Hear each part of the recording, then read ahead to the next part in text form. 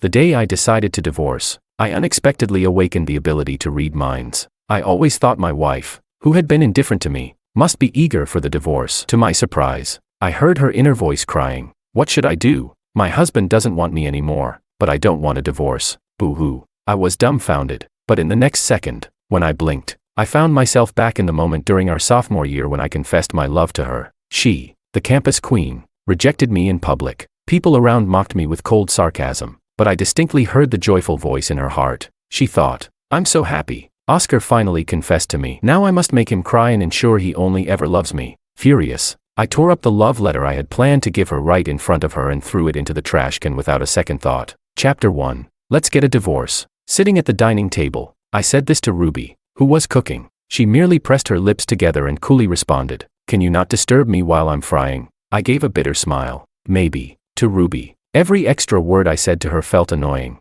It wasn't until I handed her the divorce papers, already prepared, that she froze. "If there's no issue, just sign it," I said. She stared intensely at the 4 bold words on the cover, her fingers trembling as she clutched the papers. I thought to myself, she must be thrilled. After all, for 4 years in college and 5 years of marriage, I've clung to her like a piece of stubborn gum, chasing her relentlessly. If it hadn't been for my constant persistence, she would never have agreed to marry me. Ruby's disdain for me had long seeped into her bones. In these 5 years, I've learned the bitter truth that forcing love brings no sweetness. I also came to terms with a hard reality. Ruby doesn't like me. No matter how hard I try, she never will. So, I figured it was time to wake up from this self-deceptive dream. Ruby's lips parted slightly, and just as I thought she was about to agree, I suddenly heard sobbing in my ear.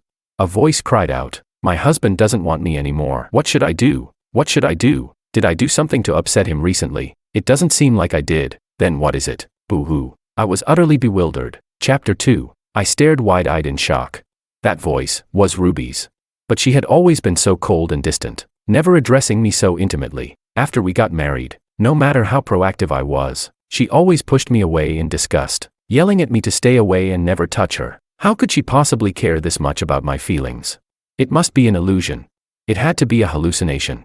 But the next moment, the voice exploded again. Maybe I should pretend to choke on the food, and let my dear husband take me to the hospital to buy some time. But what would I do after we get to the hospital? Boo-hoo. Maybe I should break my leg instead. They say it takes 100 days to recover from a bone injury. I can delay things as long as possible. At this point, I was completely floored, because I was sure Ruby hadn't said a word. So, what I was hearing were her inner thoughts. It was like she had turned into a completely different person. I hesitated, about to say something, but then everything went black. Chapter 3. If it's a love letter, forget it. I won't accept it. The sweet but emotionless voice of a girl rang in my ears. I opened my eyes, looking at the familiar campus, and was shocked to realize I had returned to my sophomore year. At this moment, I was holding a love letter in my hand. 19-year-old Ruby stood in front of me. She raised her eyes, filled with arrogance and disdain, as if saying, "What a lowly simp. Doesn't even look in the mirror to see if he's worthy of confessing to the campus queen." I suddenly remembered this was the day I had mustered the courage to confess my love for Ruby. After secretly admiring her for 2 years, she asked, puzzled, "Why aren't you saying anything?" Her beautiful eyebrows arched slightly, but then her inner voice rang out again. "I'm so happy. He finally confessed to me. Just wait. I'll make him cry." Humph. Hurry up and say you like me. Come on. What are you waiting for? I can't wait to see how heartbroken he'll be when I reject him. Weird. Why isn't he saying anything? A bold thought flashed through my mind, and I suddenly exploded with anger.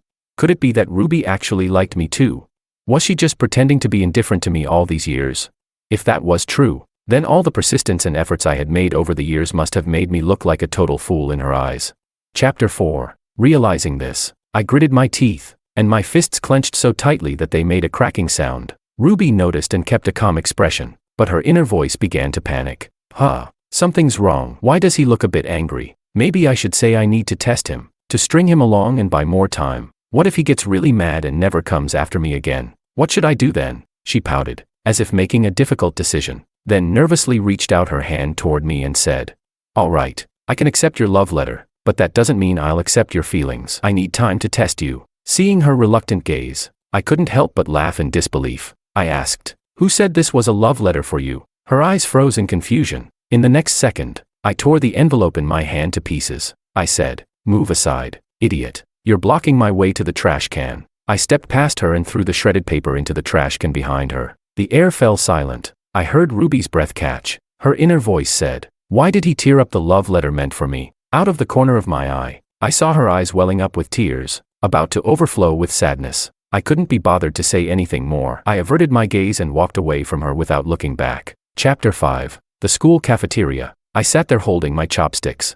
lost in thought for a long time, trying to process the fact that I had returned to campus and was now 8 years younger. From Ruby's reaction, it seemed like only I had come back. A shout broke through my thoughts. "Oscar, look, there's a picture on the confession wall." My roommate, sitting across from me, handed me his phone. I had no idea who had taken this candid shot. Ruby's face was filled with anxiety. The cooler she had been when rejecting me earlier, the more desperately she was now rummaging through the trash can. The comment section was exploding. Everyone was speculating about what could be so important that the campus queen would throw away her image like that. But I only noticed one of the torn pieces in one of the photos and sneered. Where was all this urgency earlier? David stared at the phone in amazement, clicking his tongue. Whatever it was, it must have been really important to make Ruby care this much. After all, she's pretty, has a great body, and comes from a wealthy family. People like her start life at a finish line we ordinary people could never reach. Whatever caught her eye and made her care so much must be something truly special. I thought about all the years I had spent by Ruby's side. Other than my genuine feelings, I had nothing else of value to offer. But alas, genuine feelings are the least valuable thing of all. Chapter 6. I laughed bitterly. Important or not, once it's in the trash, it's just trash. A voice suddenly interrupted me. That's not true. A young girl's clear voice hurriedly refuted me, and my wrist was grabbed. I looked up instinctively and locked eyes with a pair of round, almond-shaped eyes. In that fleeting moment, her gaze trembled, and she quickly let go of my hand. Her inner voice said, "No, I can't touch him after digging through the trash." But I washed my hands so many times. What if he thinks I'm dirty? I couldn't help but feel exasperated. "Do you need something?" Ruby stared at me, her eyes once again turning red at the edges. She said, "It's not trash." I asked, "What?" She mumbled something, but I couldn't make out her words. Then she took out the love letter, now covered in tape. She said, "Look, I put it back together." After saying that, she looked at me with hopeful eyes. I frowned. The letter had been torn into tiny pieces, and putting it back together couldn't have been easy. However, I coldly replied, not holding back. "The letter I wrote for my dog. Why do you like it so much?" Ruby's expression froze, and the next second, she whispered, "I'm a dog." I was speechless. Chapter 7. As soon as I returned to the dormitory, David couldn't wait to ask, "Seriously, Oscar, what's going on between you and Ruby? You tore up the love letter you gave her. She dug it out of the trash and pieced it back together. Does she like you too? What the heck? You're something else, man. What kind of magic did you use to make the campus queen fall for you like that? Tell me everything." He looked like he had just discovered some earth-shattering secret, his eyes gleaming with excitement. But as he kept laughing, he noticed my lack of reaction and was stunned. He reached out to feel my forehead, mumbling to himself, "What's going on? You don't have a fever, so why aren't you happy?" I tilted my head, swatting his hand away. "I'm not sick." David was shocked by my calmness. From the first day of school, from the first time I laid eyes on Ruby, I had been head over heels for her. At first, it was my own secret, until David noticed the way I acted around Ruby, how my whole demeanor changed every time I ran into her, and he figured it out. From his perspective, this was great news. The person I secretly loved actually liked me back. A perfect match. But from my perspective, it felt like a cruel joke. For 9 years, I had poured my heart out to her, yet it never seemed to matter. Now, knowing she liked me all along, it was a complete farce. No wonder I couldn't be happy about it. So I said, "I was too much of a simp before. Now, I just don't want to keep being one." David was shocked again. I thought he'd keep pressing me for answers. After all, I used to be so obsessed with Ruby. Now, suddenly, I didn't care. It had to sound strange to him, but instead, he unexpectedly pulled 2 discount coupons for a nightclub out of his pocket. "There's an event this Saturday. Spend $200 and get 15 off, plus 2 free beers. You in?" I was speechless. He grinned, throwing an arm around my shoulders. "Who cares about troubles and heartache? A few drinks and you'll forget it all. I swear it works. Trust me." I couldn't help but laugh. I took the coupons from David and decided to go with him without hesitation. Chapter 8. Nightclub. As soon as I pushed open the door, booming music hit me in the face. The lights constantly shifted and flickered around me, bodies moving rhythmically in the center of the dance floor, and the air was thick with indulgence and ambiguity. Ruby loved places like this. Every time, she would dress up provocatively before heading out, then blatantly tell me she was going to a nightclub. It always made me grit my teeth in anger, and I'd end up wrapping layer after layer of clothes around her. She would glare at me, calling me petty and uptight, before storming off to bed, frustrated. Once, to make her feel the same, I called up a few of my buddies and decided to hit the club myself. But halfway there, she intercepted me, furious, threatening divorce if I didn't go home immediately. I was speechless. Such blatant double standards. Damn it. As I recalled the past, I grew angrier. With a loud thud, I slammed the glass onto the table, feeling a bit dizzy. Suddenly, a sweet voice drifted into my ear. "Hey, handsome, just got out of a breakup." I turned toward the voice, its owner now sitting beside me. "Forget about those trashy girls. A guy as good looking as you deserves way better." She rested her chin in her hand, smiling at me softly. She was the definition of sweet, just a glance was enough to stir the heart. Her lips shimmered with a glossy jelly lip gloss, and her smile carried a flirtatious sweetness. David, sitting nearby, elbowed me repeatedly and nodded toward her, grinning. "This one's good. This one's good. Way better than that ice-cold Ruby. What's that saying? Give up on one crooked tree, and you've got a whole forest." Just as I was about to respond, I noticed something out of the corner of my eye. Ruby, with a cold expression, was striding angrily toward me. I froze. Wait. In an instant, my drunkenness started to fade. Chapter 9. She stopped right in front of me, and the temperature around us seemed to drop. Ruby glared at me, and the girl beside me bolted in fear. I was about to tell her that she forgot her drink, but she had already disappeared. Ruby said, "What? Liking what you see?" For once, Ruby smiled at me, but the more I looked at that smile, the more ominous it seemed, like the calm before a storm. She gripped the hem of her skirt, biting her lip as she said, "Still looking? Do you really like looking that much? Want me to go get her for you before she gets too far?" I was speechless. "No need to trouble yourself." For the first time, seeing her this angry made me scratch my head awkwardly. The next second, David groaned dramatically. "Oh man, I think I'm drunk." And then he dramatically collapsed onto the table, trying to look cool. I was speechless. Ruby looked at David and said, "I've contacted your sister to pick you up. She's already outside." No sooner had she finished speaking than David popped up from the table, shouting, "Got it. Thanks a lot. Catch you later." I was speechless. I must have gone crazy. Before I knew it, Ruby grabbed my earlobe and yanked. It hurt. "You, come with me." She dragged me by the ear and started marching outside. "Let go. What do you think you're doing?" I tried to break free, but she suddenly turned around and bit down hard on my lips. "Don't move." I was completely baffled, and the faint scent of her perfume lingered on my lips. Chapter 10. Ruby dragged me through the crowd, pulling me along as we passed through the throngs of people. Looking at her small figure leading the way, I suddenly felt a moment of déjà vu. It overlapped with the cold and distant version of her who used to walk away from me without a second thought. By the time we reached the bar's entrance, she pushed me into the passenger seat. Her small figure stood right in front of me, her almond-shaped eyes glaring at me angrily. The next second, she leaned in, and instinctively, I leaned back, wary. Seeing me avoid her only made her angrier. Ruby said, "Oscar, you've really learned some tricks, haven't you? You used to promise me you'd never drink or smoke, and now you've had several drinks and learned to flirt with other girls too, huh?" In the past. My eyes widened in shock. Could the Ruby standing in front of me also be the Ruby from 8 years in the future? I snapped. "Who do you think you are? What I drink, who I talk to, has nothing to do with you." Her face flushed as she shouted, "You can't talk to anyone else. You just can't. I won't allow it."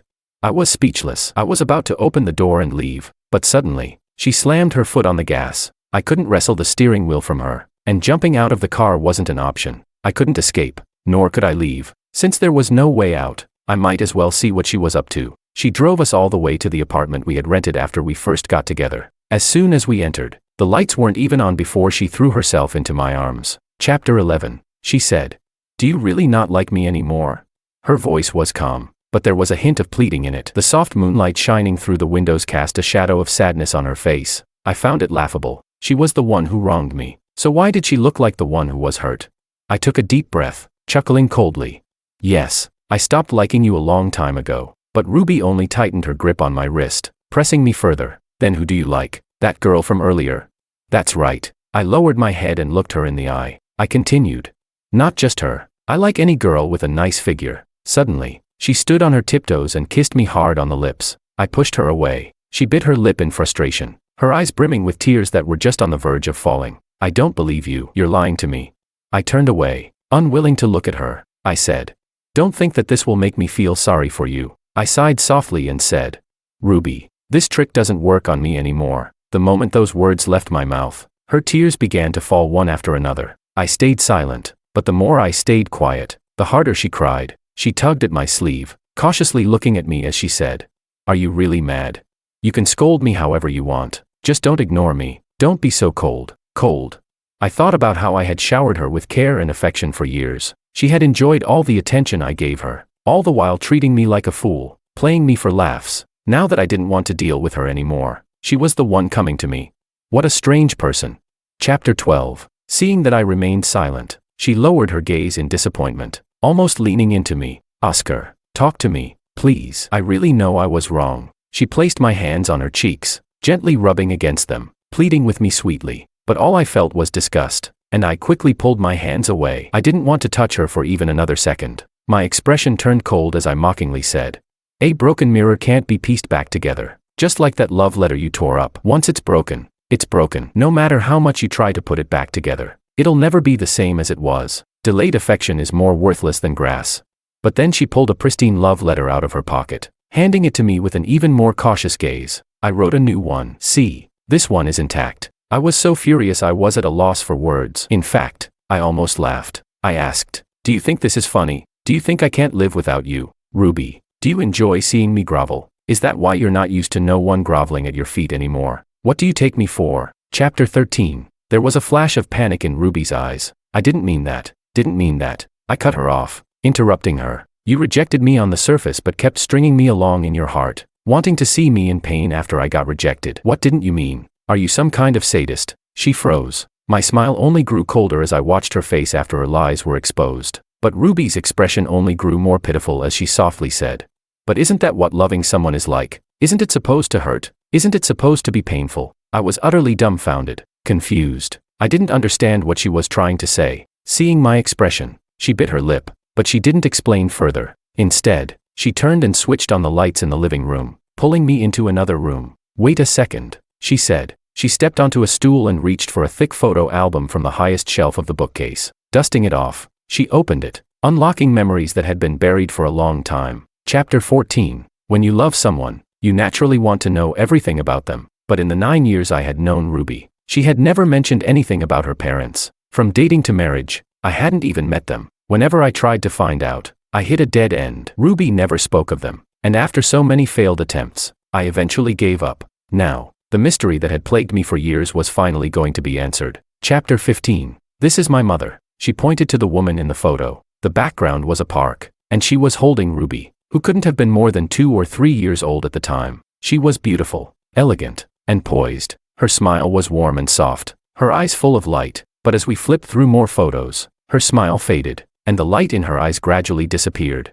Ruby then pointed to a blank spot in another photo, saying, "And here is my father." If I had to guess, this was meant to be a family photo, but the figure had been cut out with scissors, leaving the image shredded. Many of the other photos had similar cuts, some even showing signs of being burned. It was shocking to look at. Chapter 16. She said, "My mother loved my father very much, but he always made her cry." At that time, Ruby was too young to understand anything, just learning to speak. But even at that age, she could sense her mother's sadness. Curious, she asked why her mother was always crying. Her mother would hold her and cry even harder, answering that it was because she loved her father too much. Loving someone can bring happy tears, but it can also bring tears of pain. In the end, her mother's tears couldn't keep him, and they chose to part ways. They both went on to build new lives, forming new families. Ruby, however, became the obstacle and blemish between them. They gave her plenty of money but never gave her any love again. In the beginning, she had been their cherished baby girl, their one and only princess. Some people spend their entire lives trying to heal from childhood wounds. Ruby seemed accustomed to living alone, independent, but deep down, she always longed for love. Yet, while she craved love, she never believed she deserved it. So she would test, again and again, whether someone would leave her, pushing away those who loved her to find some sense of security. She said, "You once told me that the moment you saw me on the first day of school, you fell for me." As she said this, she looked up at me, her gaze flickering. She continued, "But what you didn't know is that in that same moment, I fell for you too." One side of the bookshelf slowly opened, revealing something that left me in utter shock. It was a massive butterfly wall. Just one glance was enough to leave a powerful impression. Upon closer inspection, I realized it was made up of countless photos. I walked closer, and to my surprise, I saw that I appeared in almost every single one. She said, "That's from the first time we met. I secretly took it while you weren't looking." Ruby stood next to me, pointing to the photo at the very top. Memories came flooding back. It was from the first day of school. I had 8 bags of luggage strapped to me, along with 2 large 28-inch suitcases, struggling to drag everything along. But actually, only one of the suitcases was mine. The rest belonged to David. He had dashed off to the bathroom, unable to wait even a second longer, and left me with all his luggage. When I saw how much he had brought, I was dumbfounded. It wasn't just luggage. It was like he had moved his whole house. Even now, thinking back, I still felt like I had been completely played by him. She said, "I saw you by accident, and I thought you were amazing, so confident, so kind, and willing to help a friend. No matter how tough or tiring it was, you didn't complain." Ruby's lips curved into a smile, as if lost in a warm memory. Meanwhile, I was already picturing myself punching David again. She continued, "I actually walked over to ask if you needed any help." Confused, I asked, and then, because I had no memory of this at all, I didn't know that Ruby had noticed me long before I ever noticed her. She said, "You had so much luggage on your shoulders, you didn't see me," and one of the suitcases rolled over and hit my foot. Ruby paused for a moment before continuing. "Then, you just pushed it forward, rolling right over me." I was speechless. Now that she mentioned it, I vaguely remembered something like that. At the time, I thought the suitcase had gotten stuck on a rock or something, and I was too lazy to move it, so I just pushed it forward. Turns out, I had rolled right over her foot. Feeling embarrassed, I quickly apologized. "I'm so sorry, I didn't notice at the time." Chapter 17, she continued, "And this one." Ruby pointed to the photo beside it. In the photo, I was standing alone, holding 3 ice creams. She said, "At first, I thought you were bringing them for your friends, but I followed you the whole way and watched you eat them all by yourself." As she spoke, a faint hint of envy appeared in Ruby's eyes, and she softly remarked, "What an appetite you had. You really could eat." I was speechless. No, seriously. I put my hand to my forehead, feeling completely exasperated. Other girls are attracted to guys for their masculine charm, but for her, everything seems to be so different. She continued, "And this one," I interrupted. "All right, that's enough. Stop, please. That's enough. Any more, and I might actually want to crawl into a hole and disappear." She was digging up every embarrassing thing about me. She added, "Besides, I was the one who confessed to you first." Hearing this, my brain completely froze. I asked, "When was that?" I racked my brain, but I had no memory of it. Seeing my confused look, Ruby pulled out her phone and opened her social media feed. The day before I gave her my love letter, she had posted a picture with the caption, "Under the same sky." I frowned and asked, "So, what does that mean?" She replied earnestly, "It was taken by the research building. At the time you were just finishing class. If you looked up, you would have seen the same sky I was looking at. The meaning is, we were under the same sky. Doesn't that sound like a beautiful confession?" Ruby looked at me with anticipation, like a child waiting to be praised. Once again, I was speechless. "Hold on, little girl. There's no way anyone could have figured that out without a microscope. I couldn't understand it at all." She went on, "But at the time, you even liked my post. I thought you understood." I twitched my mouth. I'd never been this at a loss for words in my life. She said, "And I wasn't being cold to you." Ruby swallowed the dryness in her throat and patiently explained to me. Chapter 18, I know everything about you, your likes, your dislikes, and many of your habits. I asked, "Like what?" She replied, "Like how you smile when you're happy and feel sad when you're not. How you get hungry and want to eat, and how you get thirsty and want to drink water." I was silent for a moment. I said, "Give me something a little deeper than basic human biology." She muttered on about many things, like the dishes I ate and the soup I drank. She used to say she didn't care what I liked and would cook whatever she wanted, but everything she made was exactly what I loved. At the time, I thought it was odd how similar our tastes were. I asked, "Then why didn't you ever say anything?" She knew everything about me, and I was eager to learn everything about her, but she had locked herself away, never giving me the chance. I spent 9 years trying, and I couldn't even crack the door open a little. It felt awful. Back then, I even thought she looked down on me or had someone else in her heart, which was why she treated me so coldly. Ruby lowered her eyes, looking dejected as she said, "Because I wanted to show you my best side. I was afraid that the more you got to know me, the more disappointed you would be. If that happened, you wouldn't like me anymore." She was terrified that if I truly got to know her, I'd be disappointed, that I'd abandon her once again. She always thought that it was her fault, that she wasn't good enough, which is why her parents so easily cast her aside. If only she had been an outstanding, exceptional child, if only she could have made them proud, maybe then, they would have cared about her a little more, I urgently said. But that was their problem. You did nothing wrong. You don't have to do anything to please them, and you definitely shouldn't blame yourself. Her eyes were misty with unshed tears. Chapter 19. She said, meeting you was like a withered tree encountering the arrival of spring, and once someone has been illuminated by light, how could they ever willingly return to the dark abyss? I cupped her face in my hands, looking into her eyes, and spoke each word slowly. But when you truly love someone, you love everything about them. You love their brightness, and you also love their fragility. If you only love what's on the surface, that's not love, it's just a fleeting moment of excitement. Ruby smiled faintly, with a hint of sorrow, and said, it's a pity I realized it too late and learned too slowly. I made you unhappy for so long, because it wasn't until later that I understood. When you love someone, you feel their pain, and you don't want them to have any negative feelings. She raised her hand, her fingertips gently brushing the lines on the butterfly wall. She had woven them all by hand, as if creating a cage meant to trap this butterfly. If she could, she would want me to stay with her forever.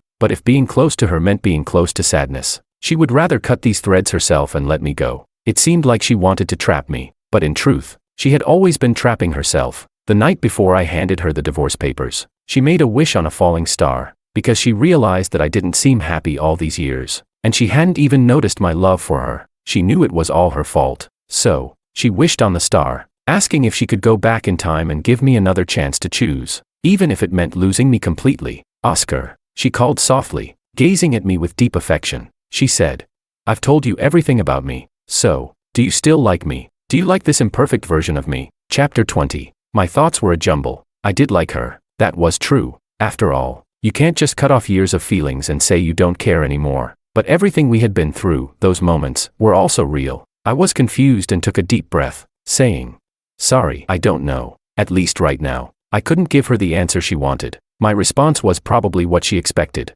She smiled gently and said, it's okay. Take your time. Time will give us the answer, at the very least. Now that everything was out in the open, we had a new, better understanding of each other. When it came to our relationship, Ruby was no longer walking on eggshells. She had finally learned to express herself openly and to confront her emotions and needs. She even started sharing the beautiful things she encountered in her life with me, but she had also grown more spoiled than before. Chapter 21. One time on the field, she tripped and fell. Just a second before, she was telling her friends she wasn't hurt and it didn't hurt at all. But the moment she saw me, she immediately pouted and started whining.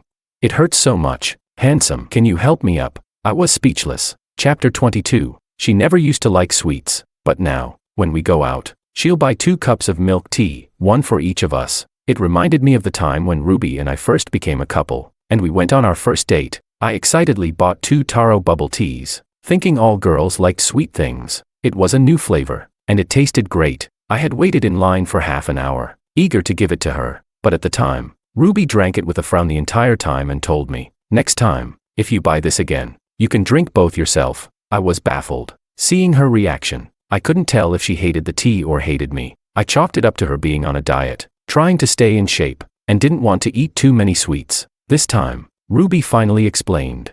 It was just too sweet for me. I wasn't used to it. When she was young, she actually liked sweets, but her teeth got cavities, and she once had such unbearable pain that she was clutching half of her face. Nobody was there to take care of her. Her parents had divorced, leaving her alone in a big house with only a nanny to look after her. When the nanny left after work, Ruby didn't know what to do. In the end, the pain became so unbearable that she used the house phone to call an ambulance. She was so young at the time and absolutely terrified. Ever since then, she didn't dare eat sweets. Chapter 23. Ruby clumsily explained. Afraid I wouldn't understand. Gesturing wildly, she said, at the time, I saw how upset you looked, and I realized I must have said something wrong, but I didn't mean it the way you thought. I couldn't help but find it both childish and amusing. She tried even harder to explain herself.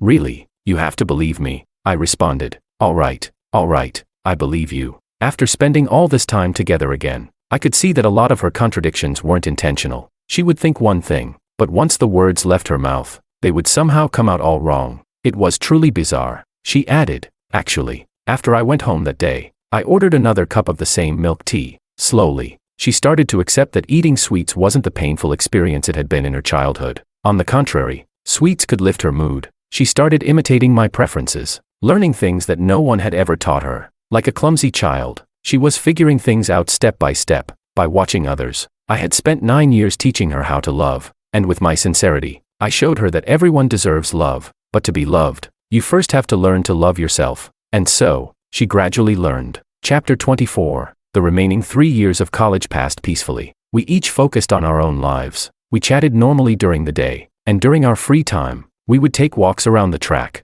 watching the evening sun set in the sky, feeling the breeze, walking at a leisurely pace. We talked about the past and discussed our future, until the day of graduation, when she beat me to it and publicly confessed her love to me at the ceremony. Cheers erupted from the crowd. Standing on stage, she held a sunflower, symbolizing loyalty and quiet strength. Her gaze was intense, full of deep affection. "Oscar," she called softly, repeating the same question from before. "So, do you still like me?" I looked at her face and smiled brightly. This time, I answered her with certainty. As the words left my mouth, the sun rose from behind the clouds, bathing everything in light. The sunflower in her hands glowed with warmth and brilliance, just like her, and from that moment, we embarked on a new future, together.